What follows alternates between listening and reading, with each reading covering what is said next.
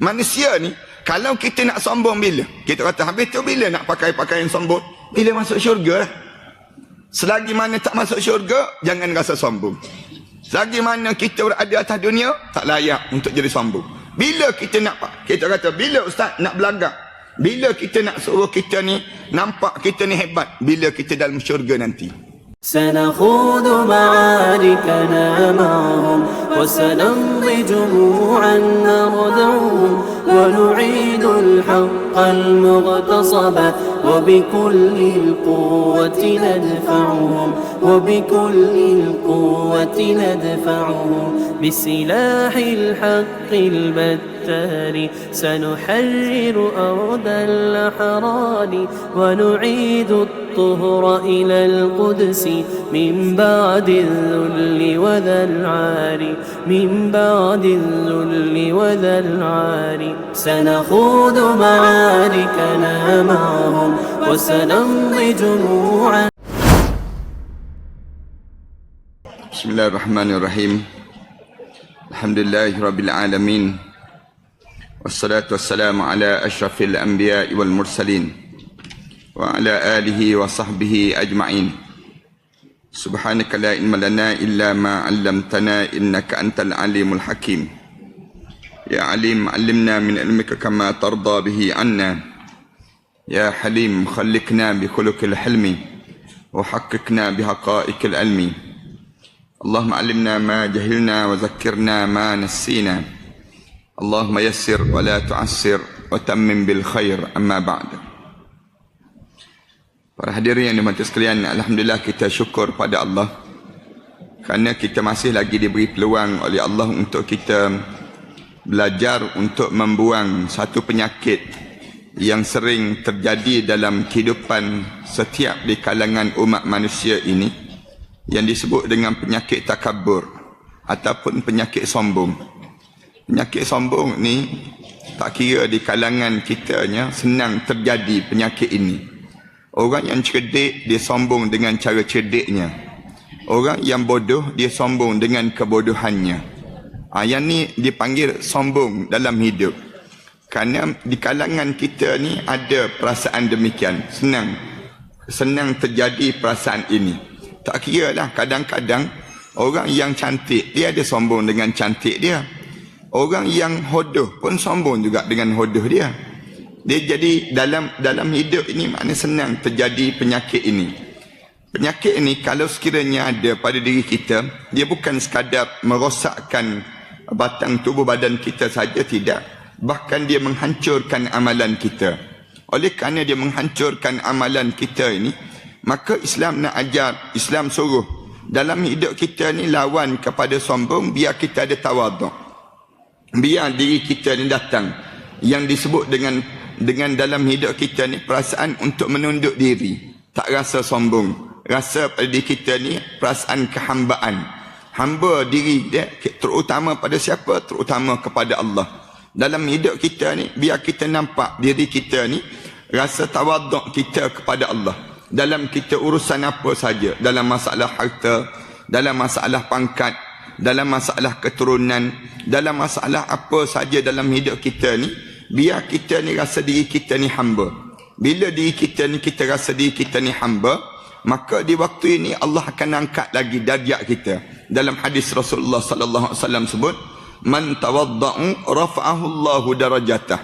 Mana-mana orang yang menundukkan diri, tawaddu' dalam hidup, Allah akan angkatkan darjatnya. Tapi siapa yang dia ni dia menyombong, lagi dia sombong, lagi Allah rendahkan, lagi Allah lekehkan dia pada pandangan orang yang dimuliakan di sisi Allah Subhanahu wa taala. Hari ini para hadirin sekalian, kita sebut sebab yang ketujuh. Masih lagi sebut kenapa orang ni jadi sombong. Kenapa boleh terjadinya sombong ini? Sebab yang ketujuhnya kerana ramainya pengikut.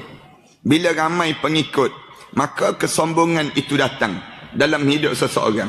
Hati-hati kita dengan pengikut yang ramai. Dalam dunia kita ni pengikut yang ramai ni, orang politik terlibat dengan pengikut yang ramai. Masuk je politik, misal contohnya, dia akan ada pengaruh-pengaruh dia. Siapa lagi? Orang ahli-ahli perniagaan, dia ada pengikut-pengikut dia. Ni kerana apa dia? Kerana dia memiliki orang ni dan sebagainya. Siapa lagi? Orang yang ada kuasa.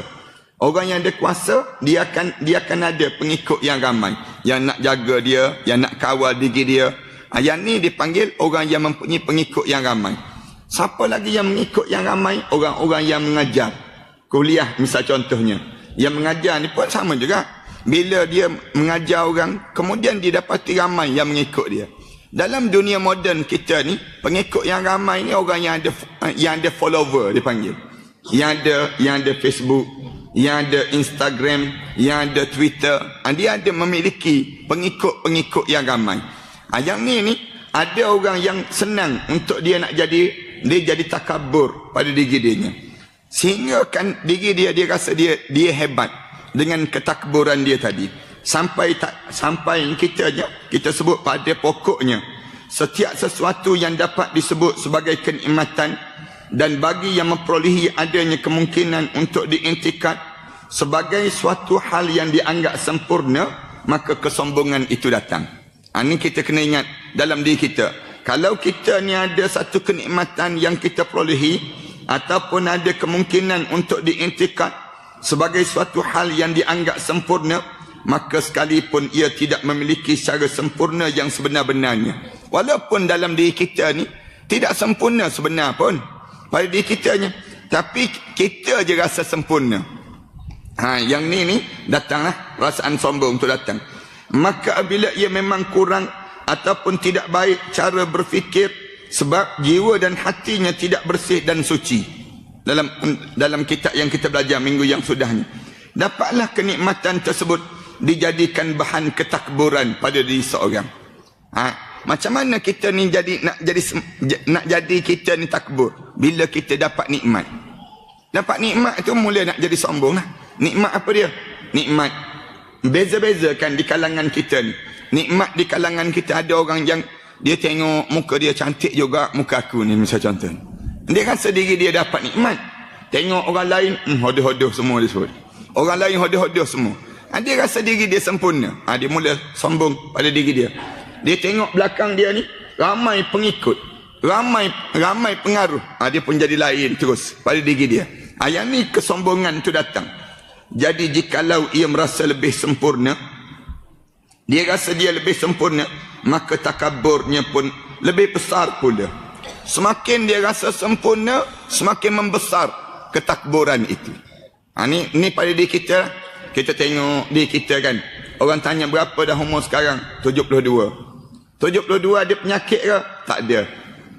Tak ada. Dia nak rasa, iya ke? Orang tanya balik, iya ke? Tak ada penyakit. Dia kata tak ada. Orang lain semua 72 tahun, 73 tahun ni kencing manis ada, darah tinggi ada. Orang lain, dia tentu orang lain, saya tak. Dia mula. Lepas tu orang tanya pada dia, ni macam mana jadi tak ada penyakit ni? Tak ada penyakit ni sebab apa? Dia jadi, orang tanya apa petua-petuanya? Dia pun mula jawab, minum air suam. Dia sebut demikian. Minum air suam. Dia dah mula, dia nak jadi sempurna. Saya air batu saya tak minum, air manis saya tak minum. Saya dah mula jaga. Pada diri dia, dia mula nampak diri dia. Padahal ramai mana orang minum air suam mati awal juga tu. Ramai mana orang yang tak minum. Maknanya jaga-jaga. Dalam hidup kita ni senang nak jadi sombong. Bila kita nak jadi sombong? Bila kita tengok kita sempurna. Kita dah ada yang tu, dah ada yang ni. Berdiri depan rumah, tengok rumah kita sempurna je, tak ada cacat celah ni. Mula kita memandang rumah jiran sebelah. Rumah jiran sebelah sampah banyak misal contohnya. Tengok rumah sebelah, bunga dia pun tak mekar indah. Kemudian kita tengok rumah sebelah dengan taman-taman tak terjaga. Mula diri kita ni nak jadi sombong. Nak jadi sombong ni dengan bila kita rasa sempurna, takbur pada diri kita. Jadi jikalau ia merasa lebih sempurna, maka takabur pun semakin membesar pula. Semakin kita tengok sempurna, semakin kita membesar takabur kita. Itu kena jaga pada diri kita. Dalam hidup kita ni, biar kita nampak ada cacat, ada lemah. Bila ada lemah, kita merasa merendah diri. Ana ingat guru ana yang ana pesan banyak kali kan. Tak payah sombong lah selagi mana kentut bang busuk sebenarnya tadi. Kita ni jangan ada rasa sombong. Kamu raja pun kentut bang busuk. Kamu Perdana Menteri pun kentut bang busuk. Senang. Kamu ustaz pun kentut bang busuk. Oleh demikian, kamu tak payah sombong lah. Ni cara diajar dalam hidup kita. Tak payah rasa besar diri lah dalam hidup. Kalau kamu rasa besar diri, kamu ni bang busuk pun, badan kamu bang busuk. Manusia kan. Manusia ni, kalau kita nak sombong bila? Kita kata habis tu bila nak pakai pakaian sombong? Bila masuk syurga lah. Selagi mana tak masuk syurga, jangan rasa sombong. Selagi mana kita berada atas dunia, tak layak untuk jadi sombong. Bila kita nak, kita kata bila ustaz nak belagak, bila kita nak suruh kita ni nampak kita ni hebat, bila kita dalam syurga nanti. Selagi mana kita tak masuk dalam syurga, jangan sombong, jangan belagak.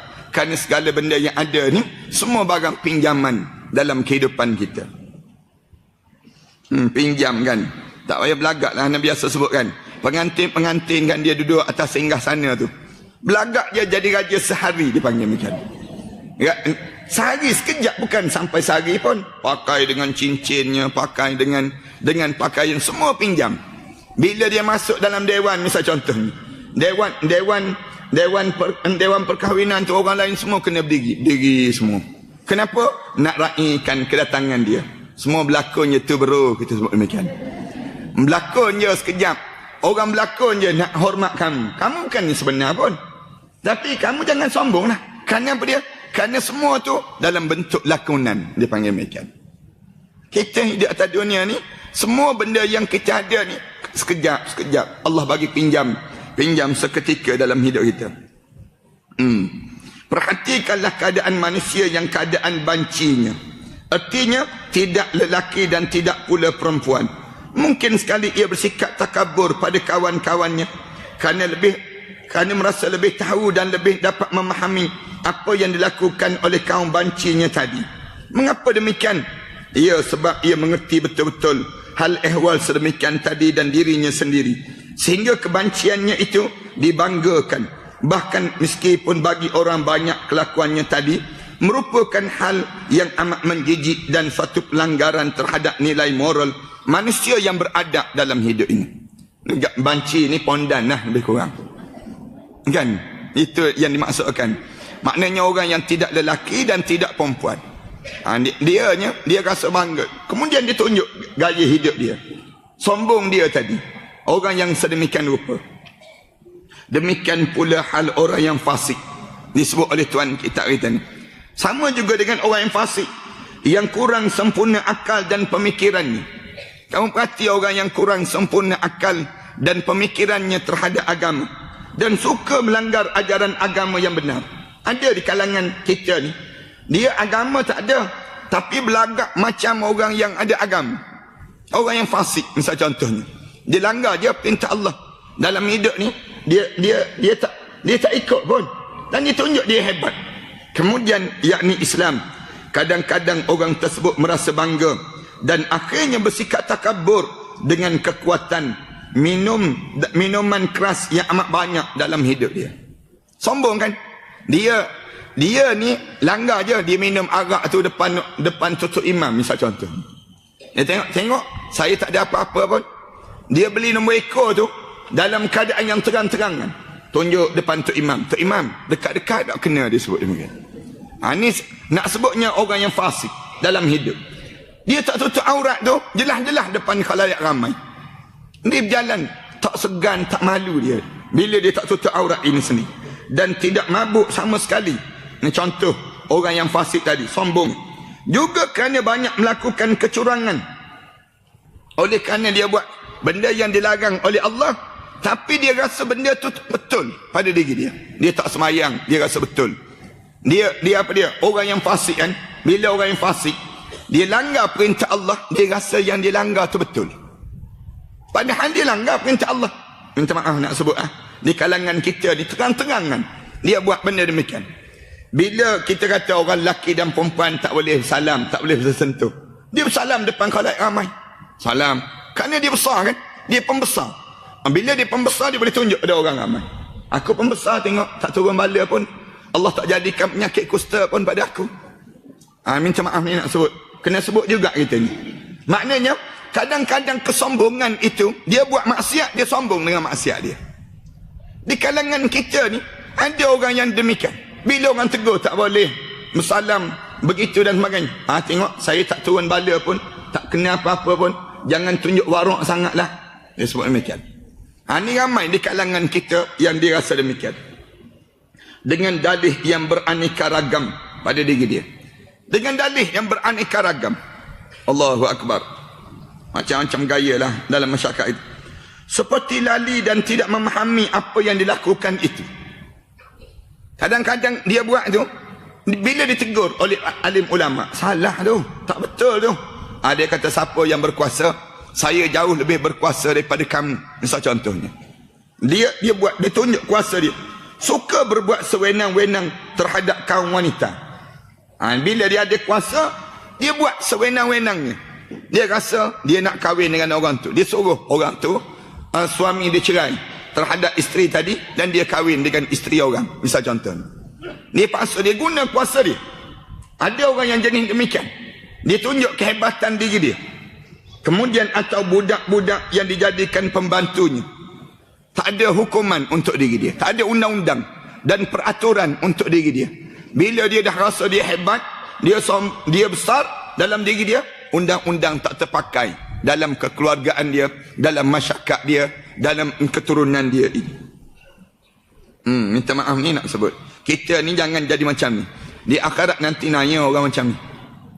Saya sebut terang-terang, orang yang sombong macam ni di akhirat kesian terus. Masuk dalam kubur je kesian. Tak payah dia tunggu sampai di padang mahsyar. Masuk hari pertama dalam kubur tu, Allah, habis dah. Nanya terus. Kalau siapa yang ada kesombongan diri dalam kehidupan dia, jangan melayani segala keinginannya. Orang lain semua kena layan kehendak yang dia ada pada diri dia. Orang fasik itu bangga dan akibatnya bersikap takabur.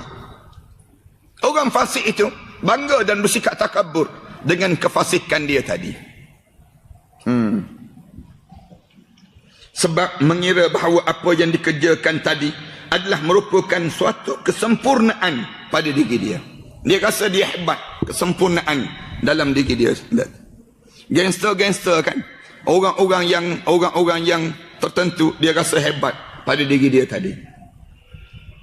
Anak bobo ni singgah di satu restoran yang terkenal sikit lah.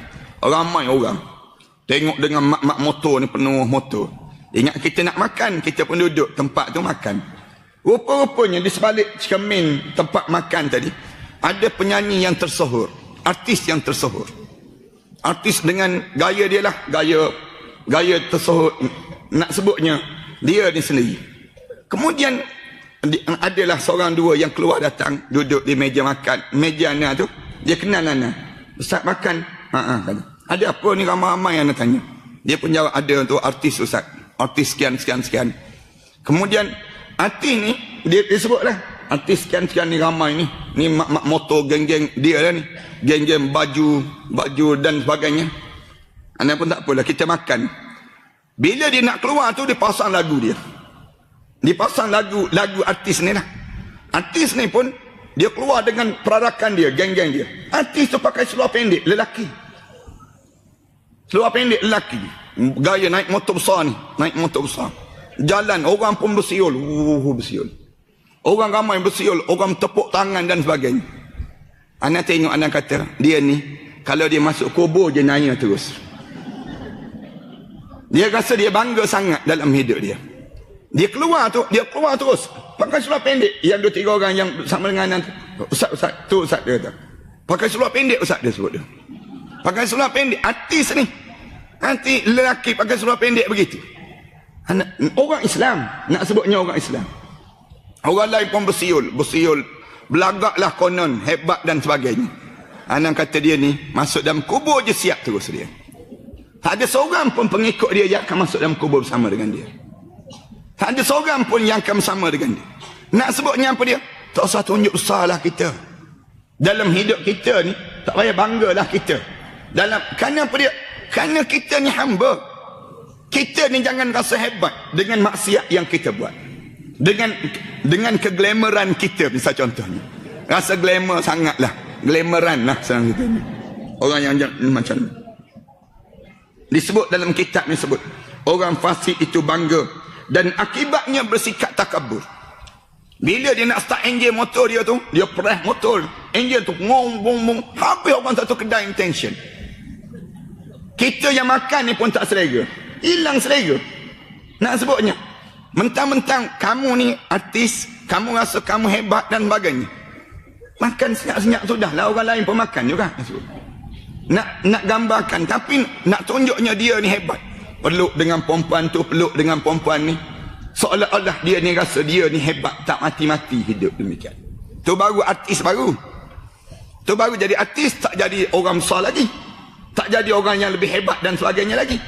Bila jadi orang yang hebat-hebat, Tuan kita sebut, benda apa yang sedang berlaku dalam hidup seseorang. Sebab mengira bahawa apa yang dikerjakan tadi adalah merupakan suatu kesempurnaan. Dia rasa bahawa yang dia buat tu, itu yang terbaik. Itu cara yang terhebat dan sebagainya. Allahu Akbar. Kan ramai kan yang jadi macam tu. Sian anak-anak lelaki, anak-anak perempuan kita dan sebagainya. Yang habis dalam keadaan yang hidup dengan keadaan yang rasa seronok sedemikian rupa. Sekalipun ia sendiri mengerti bahawa perbuatannya itu adalah keliru dan melampaui batas peri kemanusiaan. Demikianlah sekelompok contoh yang dijadikan bahan takabur oleh sementara orang terhadap orang lain. Kesombongan orang terhadap orang lain. Atau sementara golongan atau terhadap golongan ataupun kaum yang lain.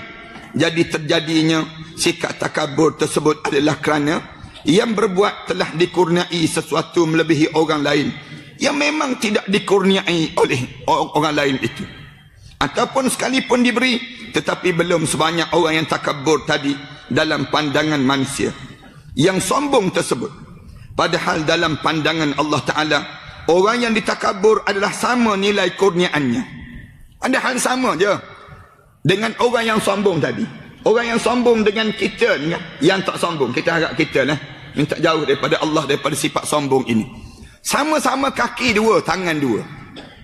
Sama-sama je Allah bagi. Tak tentu lagi dalam hidup ni.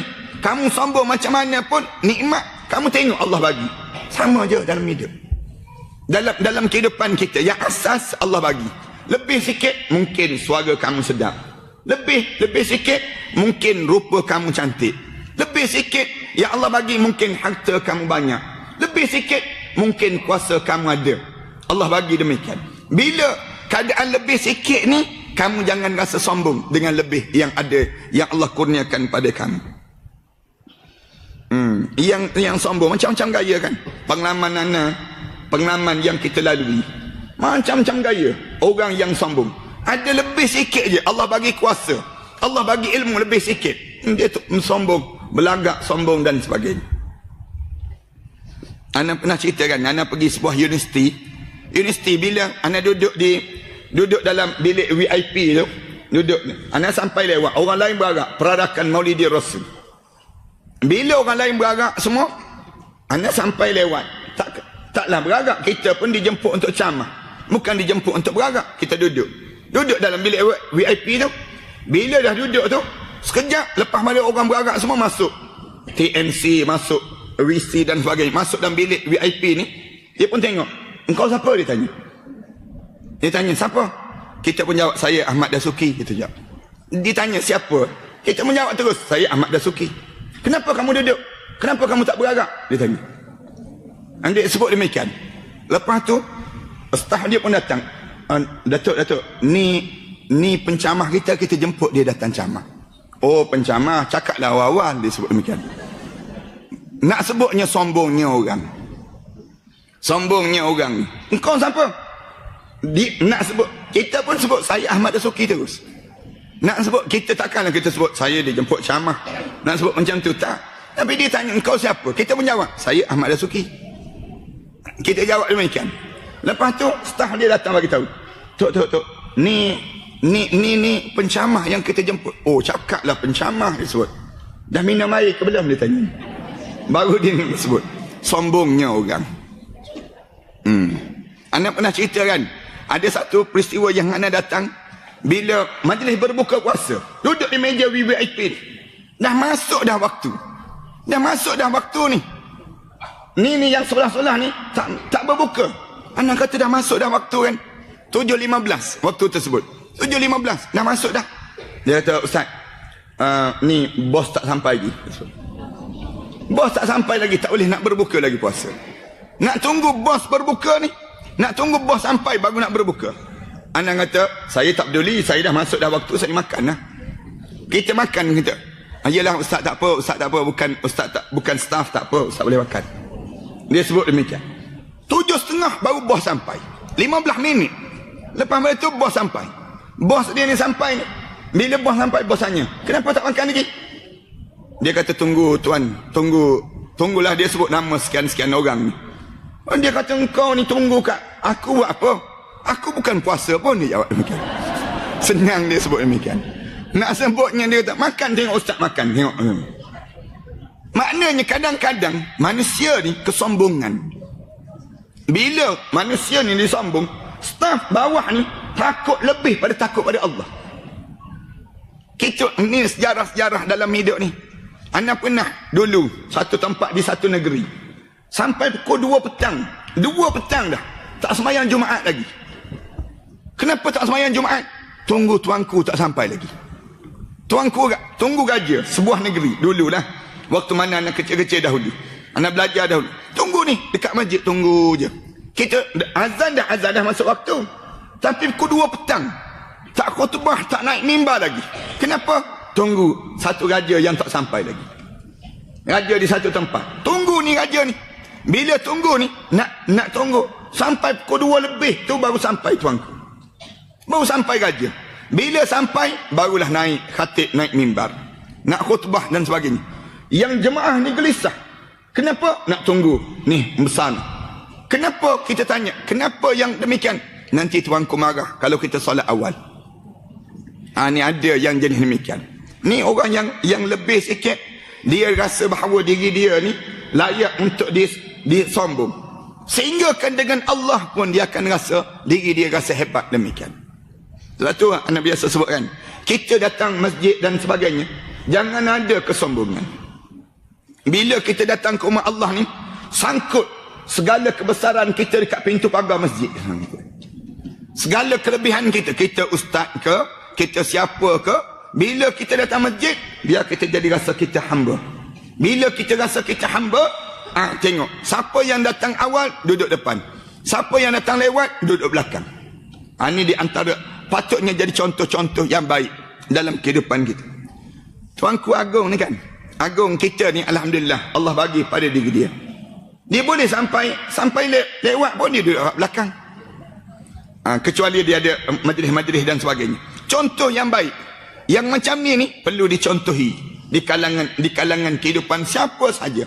Di kalangan kita ni, biar kita tahu kita ni tak perlu sombong. Bila sombong, hancur lebur amalan. Lebur amalan. Yang kita nak buat amalan. Tiba-tiba kita pergi sombong. Habis amalan kita tadi. Buat apa adanya amalan tadi dengan penuh dengan kesombongan. Atau bahkan lebih banyak dan lebih utama daripada apa yang diberikan kepada takabur tadi.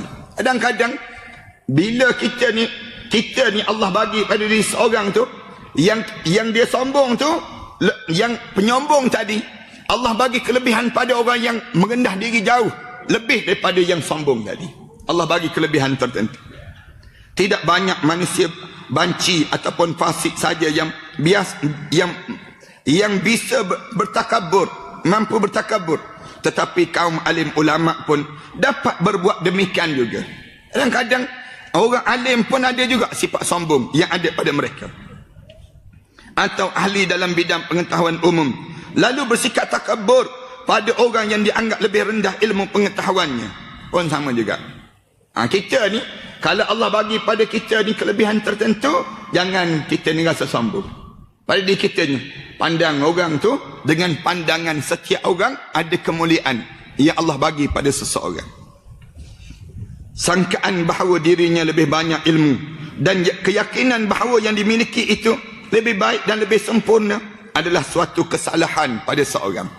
Siapa-siapa yang dirasa dia ada lebih, itu satu kelemahan yang perlu dibaiki dalam hidup. Jangan kita rasa kita ni lebih. Tak ada. Padahal kita ni semakin kurang kan. Allah dah bagi kurang. Dalam hidup kita ni, bukan semakin kita berusia hidup, semakin banyak kelebihan. Tak. Tetapi bila kita berusia dalam hidup, lagi kurang yang Allah jadikan pada diri kita. Allah suruh kita sedarlah, kita ni lagi lemah. Tubuh badan kita ni lah, kita boleh perhati. Badan kita dulu pantang orang pelawa, nak makan apa? Makan semua, boleh makan. Sepinggan, 2 pinggan, 3 pinggan ni biasa je waktu mana dahulu. Dulu kita boleh driver ni, kita boleh bawa kenderaan ni sampai jauh, mengata 2 hari 3 hari tak tidur tak apa. Sekarang duduk dalam majlis ilmu pun tidur, tak bawa kereta lagi, itu dia panggil. Nak sebutnya gambaran pada diri kita ni. Dulu kita ni berjalan saja kan, orang sweet pada kita. Semua mata nak mandang kita. Sekarang cuba kita berjalan, orang pandang tempat lain dah pada kita. Nak sebutnya gambaran, tanda kita semakin kurang. Bukan Allah jadikan semakin hebat tak. Tapi Allah jadikan kita semakin tiada untuk tidak disebut di atas dunia ini sendiri. Sebab dapat menimbulkan kesombongan. Bahkan suatu ketakburan yang berlebih-lebihan. Jangan kesombongan berlebih-lebihan.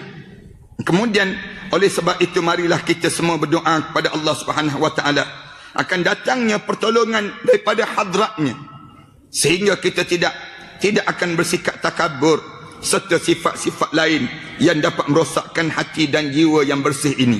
Semoga kita memperolehi kehalusan rahmatnya, kerana Allah Subhanahu Wa Taala Maha kuasa di atas segala sesuatu.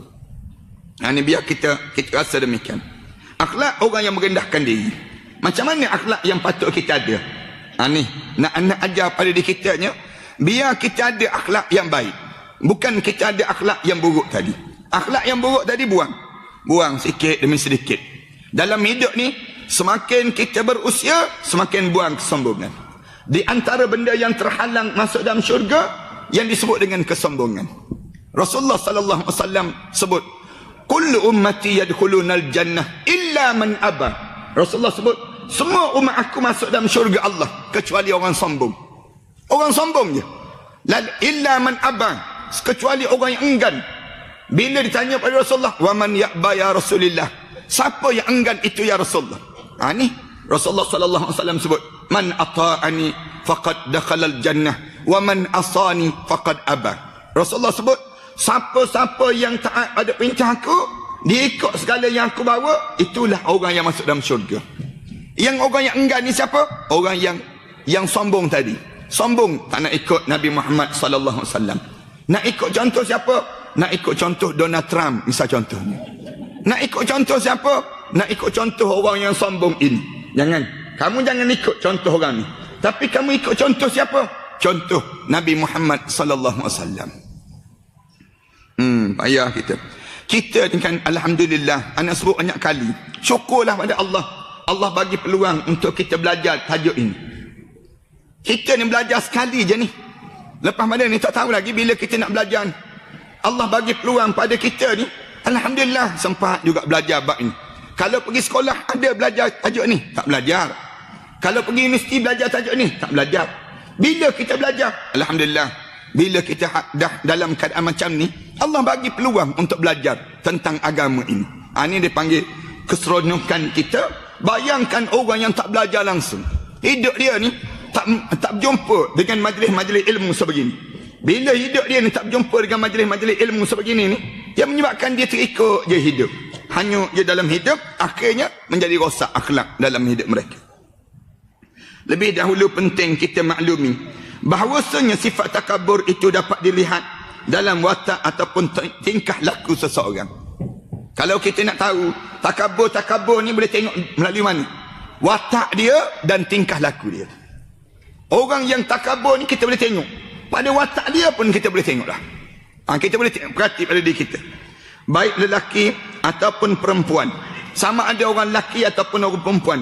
Misalnya ialah wajahnya sentiasa dilemparkan ke tempat lain jikalau berbicara dan tidak kepada yang diajak berbicara kepadanya tadi. Mula di antara tanda kesombongan seorang, dia pandang tempat lain.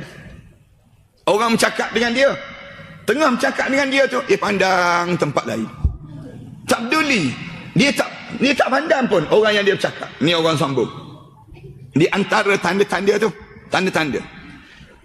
Ataupun kelihatan tidak sedap dalam memandang sahabatnya yang berada di hadapannya. Ataupun dia tak nak tengok muka kawan dia. Padahal patutnya bila kita bercakap ni pandang-mandang lah. Pandang-mandang. Tapi tak. Oleh kerana dia ni rasa besar, dia pandang tempat lain. Macam gaya muka mak tiri, dia panggil demikian. Nak sebut. Bukan semua mak tiri ni tidak. Mak tiri zaman dahulu kan. Mak tiri zaman dahulu yang tak ada agama. Bukan mak tiri zaman sekarang tak. Cuma nak sebut muka dia tu muka, tak nak tengok langsung muka anak tiri dia. Ini gaya yang ditunjukkan zaman-zaman dahulu dah. Orang yang tak ada agama. Atau selalu menundukkan mukanya. Ataupun tunduk je, tak pandang muka orang. Orang bercakap, dia tunduk. Dia buat kerja dia. Sombongnya dia dalam hidup dia. Bukan sebab sikapnya yang merendah diri, tetapi kan enggan melihat sahabatnya yang ikut semajlis dengannya. Duduk satu meja ni, duduk satu meja, mandang pun tak nak. Tengok ke bawah. Kenapa? Kebetulan duduk dengan tidak VVIP. Senang kata. Kebetulan dia ni VVIP. Dia pula duduk meja dengan orang-orang biasa saja. Ni pun jadi juga dalam hidup. Nak jadi sombong. Dia mula duduk menyampah aku duduk dengan dia ni. Kenapalah aku kena duduk dengan semeja dengan dia ni? Kenapa aku kena duduk di hadapan orang macam ni? Perasaan kesombongan tadi. Juga tampak dalam duduknya dengan bersila dan mengangkat salah satu kakinya yang diletakkan di atas kaki yang lain. Silang kaki. Sombong. Depan orang datang ni, dia pun silang kaki dia. Ini cara duduk dia tadi. Ataupun suka berlunjur yang dilakukan tanpa sebab. Orang datang je dilunjurkan kaki dia. Lunjurkan kaki dia tadi. Anak tunjuk sombong dia. Kemudian sebab tanpa sebab. Yang duduk belunjur sekarang ni, dia ada sebab. Sakit lutut misal contohnya. Yang tu lain. Tapi yang dalam keadaan yang kadang-kadang kita ni saja je orang datang tu zaman-zaman dahulu kan, hampa je tikar, kemudian hampa tikar tu orang datang duduk, orang lain semua duduk bersimpuh elok je, dia lunjurkan kaki, borak mencakap ni, sandar dekat tiang dekat rumah dia, nak tunjuk dia hebat dan sebagainya. Ini kesombongan dalam diri dia. Pula gemar menyandarkan dan diri dia, sedangkan di hadiratnya, di hadapannya orang-orang yang perlu dihormati cukup ramai yang hadir dalam satu majlis. Ini pun satu. Duduk dalam keadaan yang endah tak endah. Anda biasa ni pergi masjid, misal contohnya pergi masjid orang yang kawasan kaya-kaya kan, orang mewah-mewah, kawasan tu ada masjid. Mula-mula kita ceramah tu, dia lunjur kaki. Semua duduk lunjur kaki. Lunjur. Nak sebutnya kita ceramah ni, dia tak pandang langsung. Peringkat awal, cerita lama sikit, cerita mengenai mati, sebut sikit, tarik kaki masing-masing. Nak sebutnya. Dah mula dia jadi demikian. Ada demikian. Kadang-kadang kan orang ni, dia nak test dulu, ustaz ni, ya ke ustaz? Ke baru nak start disebut. Kadang-kadang demikian. Bila dia masuk kawasan dia, bila masuk kawasan dia, kawasan orang kaya-kaya, misal contoh, dia sandar kat dinding-dinding. Sandar je dia, keliling dulu. Mula kita ceramah tu, dia dengar je. Nak dengar tu acuh tak acuh je. Kadang-kadang dia duduk kat luar. Kadang-kadang kita ceramah ni, bila dia dengar lain semacam je, baru dia masuk ke dalam. Baru dia tarik kaki, baru dia datang dekat. Pun ada macam tu. Keadaan manusia, sikap manusia ini sendiri. Ada dulu, waktu mana ada satu kes, waktu mana pergi ceramah ni, tengah ceramah, baru kita mula ceramah, 2-3 orang keluar. 2-3 orang keluar, borak kat luar. Borak kat luar ni pakai kopiah ni, pakai kopiah, pakai baju, jubah, nampak elok. Insya masuk datang. Bila masuk, dia pun mula tunjuk. tunjuk ni, tunjuk jam, suruh berhenti. Anak tanya kenapa? Anak tanya dia, kenapa? 2-3 orang ni. Azan Ustaz, azan. Anak pun jawab terus, oh, saya ceramah tadi keluar, bila azan baru nak masuk. Dah masuk, isyak baru nak masuk, kena azan. Anak tanya pada dia, kena azan? Ya Ustaz, dah masuk waktu, dah sekarang azan. Sebab itulah anak kata lain kali dengar ceramah, dengar mengajar ni. Dalam hadis Rasulullah sendiri, Rasulullah sebut, laula an asyukka ala ummati la ta'akhkhar ala salatil isya. Rasulullah kata, kalaulah aku tak membebankan umat aku nak suruh mereka lewatkan sembahyang isya. Sama je hadis tu dengan hadis sugi ni. Hadis sugi ni Rasulullah sebut, laula an asyukka ala ummati la umirtuhum siwak inda kulli salah.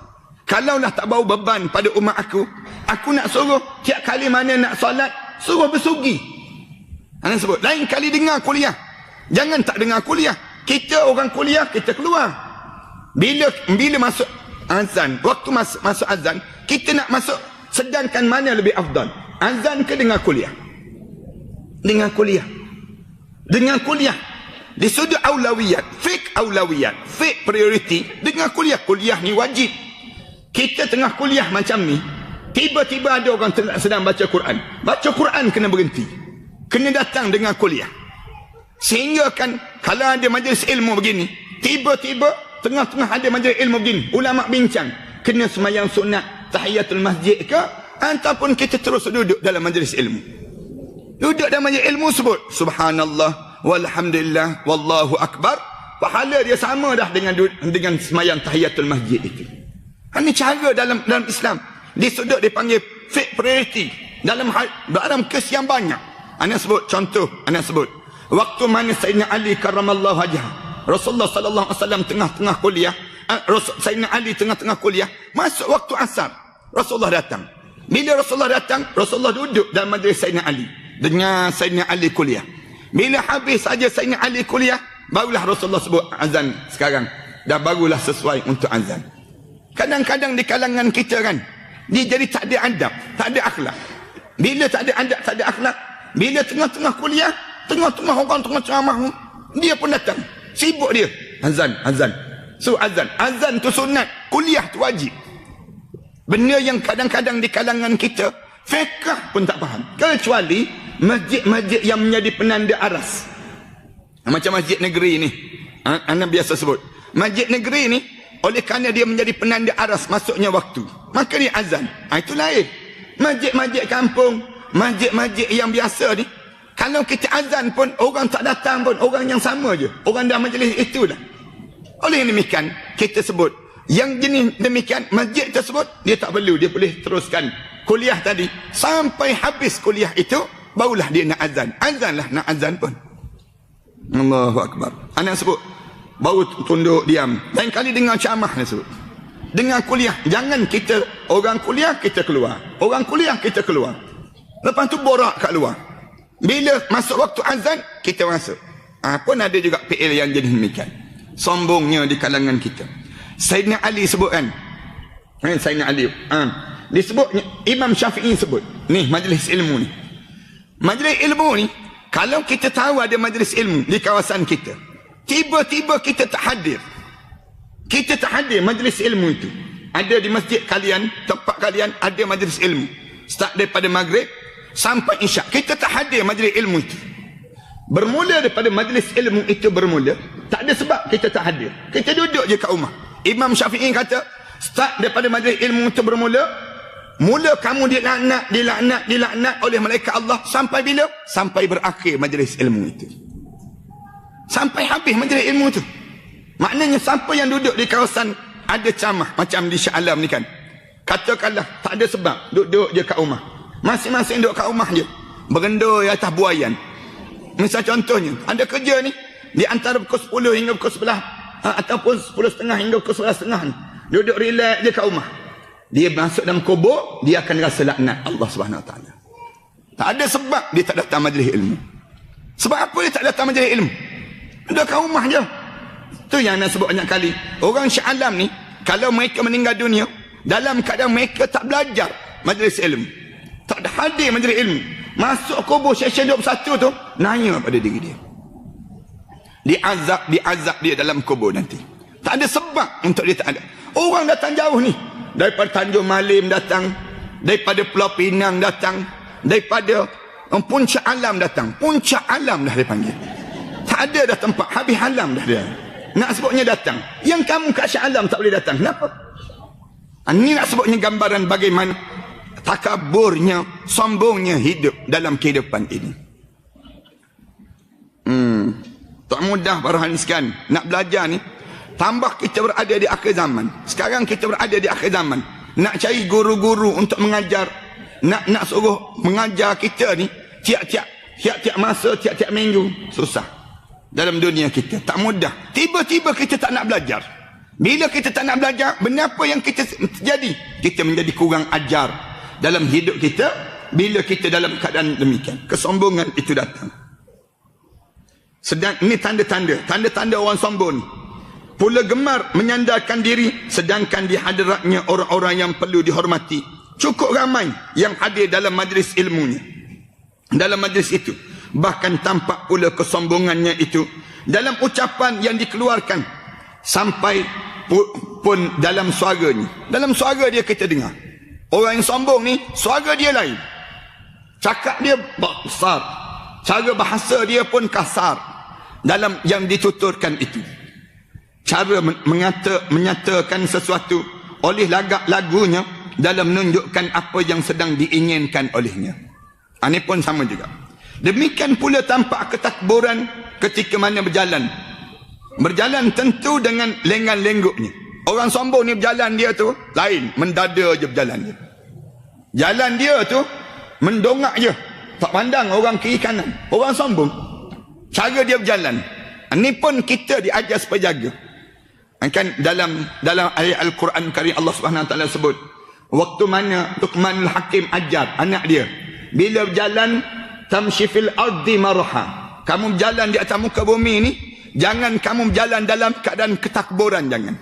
Manakala Allah dalam ayat yang lain Allah sebut wa ibadur rahman alladhina yamshuna 'alal ardi hauna, dia berjalan di atas muka bumi ni, dia rasa penuh dengan kehinaan dalam hidupnya. Ini cara orang yang beriman pada Allah. Patutnya demikian. Manakala bergerak dalam dan diamnya, kamu boleh tengok semua. Cara pergerakan orang sombong lain. Dalam diam dia lain. Juga cara melaksanakan segala macam perbuatannya tadi. Bahkan dalam seluruh tingkah lakunya, tindak dan langkah dan maju mundurnya dalam mengerjakan hal ehwal yang bermacam-macam, ucapan serta pekerjaan dalam hidupnya. Pendeknya, dalam semua keadaan tampak selalu sikap takaburnya tadi. Dalam semua keadaan kamu boleh nampak macam mana tingkah laku dia. Di antara orang-orang yang bersifat takabur tadi, ada dalam dirinya terkumpul semua yang dihuraikan di atas. Namun ada pula yang mengerjakan sebahagiannya sahaja, tidak semua. Tapi yang sebahagian itu pun menunjukkan kesombongan. Jadi dalam keadaan dalam sebahagian keadaan ia bertakabur, tetapi dalam sebahagian yang lain bersikap merendah diri ataupun bertawaduk pada diri dia. Di antara hal-hal yang dapat dikategorikan kesombongan ialah apabila seorang itu gemar sekali jikalau orang-orang lain suka untuk menghormatinya. Di antara tanda sombong ni, dia suka sangat orang yang menghormati dia. Orang hormat pada dia, baik di waktu ia datang ataupun di saat mana dia meninggalkan satu majlis. Contoh yang berlaku, ada suatu kata-kata mutiara yang pernah diucapkan oleh Sayyidina Ali. Sayyidina Ali sebut begini. Sayyidina Ali radhiyallahu anhu dia berkata, dia sebut, man arada an yanzura ila rajulin min ahli an-nar falyanzur ila rajulin qa'idin wa baina yadayhi qaumun qiyam. Katanya Sayyidina Ali, siapa-siapa yang nak lihat ahli neraka di atas dunia ni lagi, siapa yang tengok ahli neraka di atas dunia lagi, kamu tengoklah seorang yang dia sedang bangun, sedangkan orang yang berada di sekitarnya, dia bila dia duduk saja, wa baina yadayhi qaumun qiyamun, orang lain semua kena bangun bagi menghormatinya. Kamu nak tengok orang tu ahli neraka tak ahli neraka atas dunia ni, Sayyidina Ali kata, Bila ada seorang tu, kalau dia datang je, orang yang duduk kena bangun. Nak hormat kedatangan dia. Yang datang tu ahli neraka. Yang datang tu ahli neraka. Yang tu yang disebut oleh Sayyidina Ali karamallahu wajhah. Nak gambarkan tanda jangan kamu rasa sombong. Jangan kamu rasa sombong. Satu, kita tengok kan, waktu mana ana tengok dalam YouTube Syekh Ramadan Al-Buti. Syekh Ramadan Al-Buti ni di antara ulama yang masyhur yang kita dahulu sempat belajar kitab fiqh sirah dia. Dia mati kena tembak di Syria. Tengah mengajar macam ni. Tengah-tengah dia mengajar, orang datang. Mula-mula bom masjid, kemudian dia terkulai. Terkulai itu tak mati lagi. Orang datang ambil pistol tembak. Betul-betul tepat tadi. Syekh Ramadan Al-Buti ni, satu ketika dia dengar ada orang alim, Syekh Jufri. Syekh Jufri sedang mengajar dekat dengan rumah dia. Dia tak pergi mengajar. Malam tu tak pergi, dia pergi nak mendengar majlis ilmu Syekh Jufri ini. Bila dia nak pergi dengar, dia masuk dalam majlis ini. Bila dia masuk dalam majlis itu, dia jauh lebih alim daripada Syekh Jufri ini. Kemudian dia masuk, Syekh Jufri yang terkejut. Dia duduk kat belakang. Dia dengar. Orang tunjuk tempat dia kat depan, bukan tempat dia kat belakang. Sebab dia orang alim. Dia kata tak, kita nak duduk kat sini. Orang buka jalan, orang nak bangun, dia tak duduk. Jangan bangun. Dia nak duduk. Nak sebutnya dia ni, bila Syekh Jufri ni dengar, tengok dia tu ada, berhenti. Orang alim dia berhenti. Sama-sama alim, berhenti. Dia kata, saya tak boleh bercakap kerana ada orang alim dia depan saya. Dia sebut demikian. Dia panggil Syekh, dia kata, bawa datang kerusi, duduk sebelah saya. Bercakaplah. Dia kata, bercakaplah sikit sebab kamu datang. Kalau kamu tak datang, tak apa, saya boleh bercakap.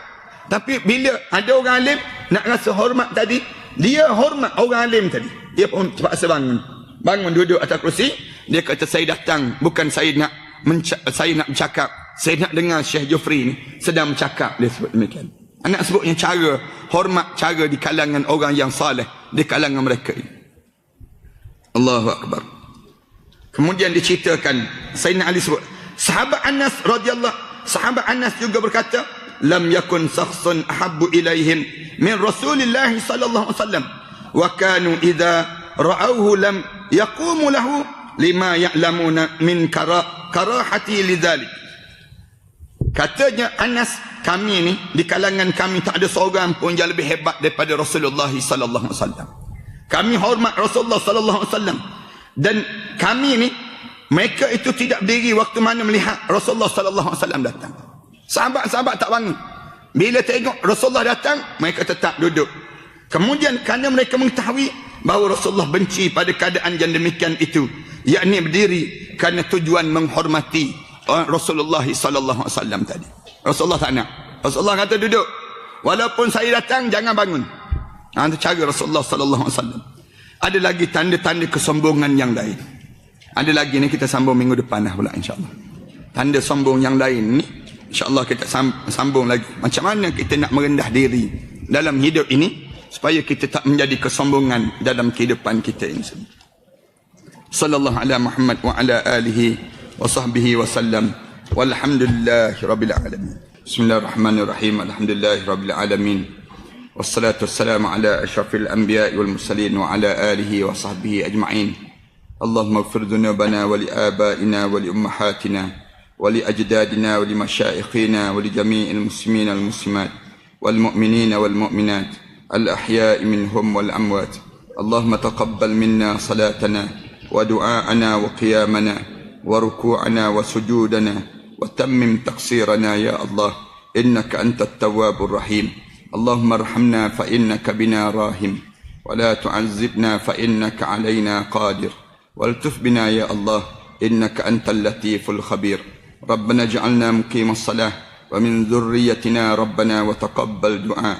ربنا آتنا في الدنيا حسنة وفي الآخرة حسنة وقنا عذاب النار. صلى الله على محمد وعلى آله وصحبه وسلم. الحمد لله رب العالمين.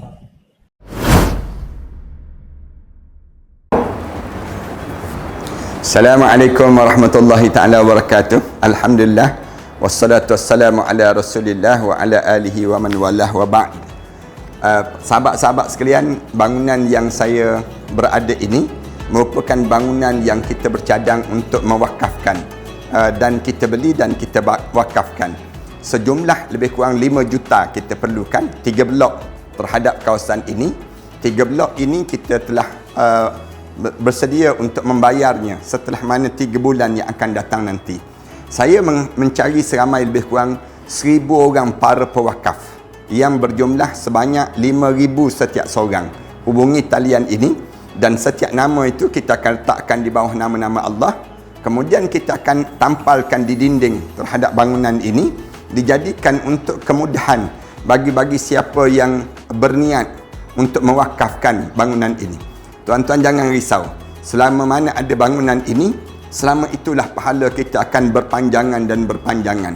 Ambillah kesempatan di saat mana kita mempunyai peluang yang Allah bagi pada diri kita ini untuk sama-sama kita menyuburkan dan mewangikan kubur-kubur arwah-arwah ayah kita, arwah ibu kita, arwah-arwah yang telah meninggal dunia. Dan tak lupa kita pun bakal arwah yang kita akan mewakafkan bangunan ini, pahala-pahala akan berpanjangan dan berterusan.